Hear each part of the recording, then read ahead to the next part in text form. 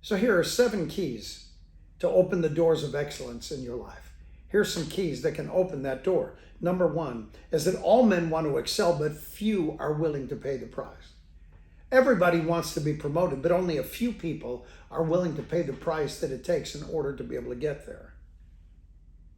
You see, we must enjoy today's level of excellence, but remember, today's excellence is tomorrow's mediocrity. What I do today will be mediocre when it comes to tomorrow. That's so true. Never forget that. Don't camp out at the excellence that you have today, because you can always improve and you can always become better at doing what you're doing. Now, the Apostle Paul talked about this, one of the greatest thinkers of all time, in the same class as Socrates and Aristotle and Plato, and those individuals. The Apostle Paul was right there. He said in 1 Corinthians chapter 9, verse 24, he said, "Do you not know that those who run in a race all run, but only one receives the prize?" He said, "Run in such a way that you may obtain it." He said, now everybody that's in a race, every one of them runs. I called one of my clients this morning, and his wife answered the phone, and I said, well, hey, where is so-and-so at? Can I speak? Well, Dr. So-and-so right now is in the swimming pool doing laps to prepare for the triathlon that he's going to take. He already told me about this triathlon, and he just said to me when he told me about it, he said, "I wish I never would have opened my mouth. But since I opened my mouth, I need to do it now." So he's training for it. So don't you know that everyone that runs in a race, all of them run, but only one receives the prize. He said, run in such a way that you may be the one who gets the prize. He said, and everyone who competes for the prize is temperate in all things. He said, now they do it to obtain a perishable crown, but we for an imperishable one. Excellence changes me. He goes on to say, therefore I run this way, not with uncertainty, but I fight, not as one who beats the air, but I discipline my body and I bring it into subjection. I discipline my body, I bring it into subjection, so that when I preach to others, I myself would not be disqualified for the prize. Have you ever explained something to someone about fitness, but then you were so out of shape, but you told them all about it? That's kind of the way it is that excellence, friends, excellence. Every person wants to excel, but only one receives the prize. Here's number 2. Excellence is not a destination. Excellence is a promise, or it's a process. Excellence is that process. You see, perfection is a destination, but it's an unhappy one at that. Any person who thinks that they've gotten to the point of perfection is never happy anyway. You see, excellence is not a destination, it's a process.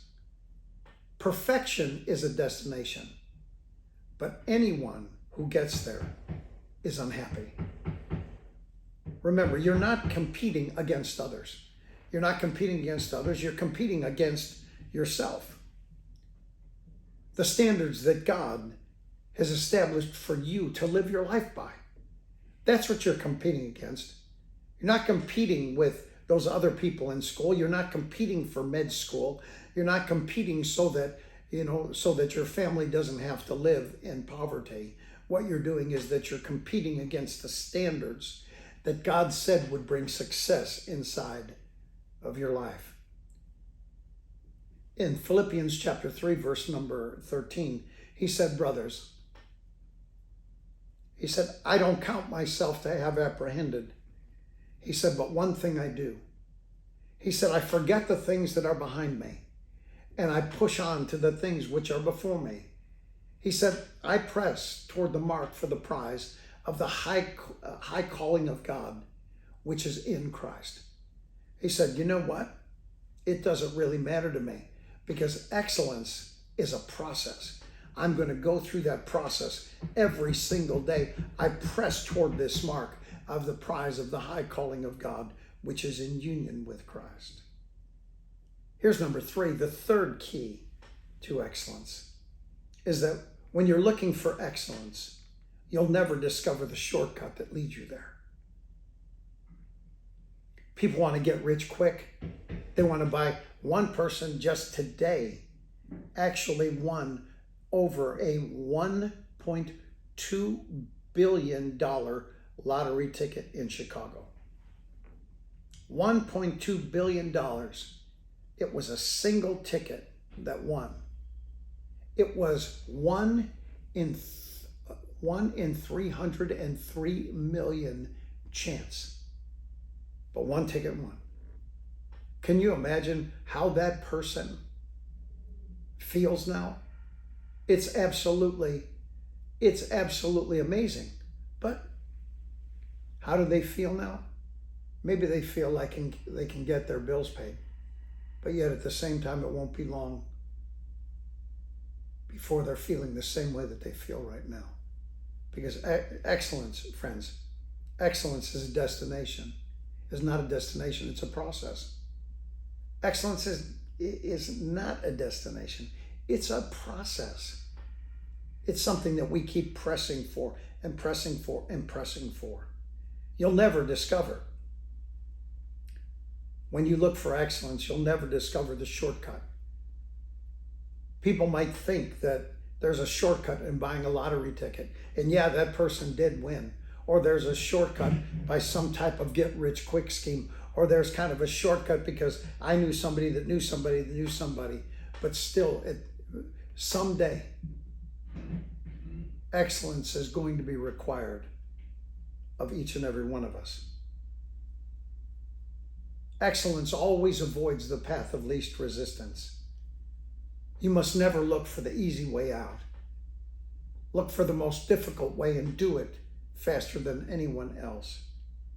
In Proverbs 21:5, he said that the plans of the diligent surely lead to plenty, but those of everyone who is hasty surely to poverty. Don't be in a hurry. Proverbs chapter 20, verse number 4 says, the lazy man will not plow because of winter. When he won't, he'll beg during harvest and have nothing. Take your time. Walk in excellence. Here's number 4, the fourth key about excellence inside your life, and the reason why that you push on to become is that just good enough is not acceptable behavior to a person of excellence. We don't have anything that's just good enough. If I love somebody, I don't want to give them something that's just good enough. If a man's willing to pay me to be able to perform a particular task for him, I'm not going to give him mediocrity, because just good enough is not acceptable behavior. We're going to do the job, and we're going to do it better than anyone else could ever do it. So ask yourself these questions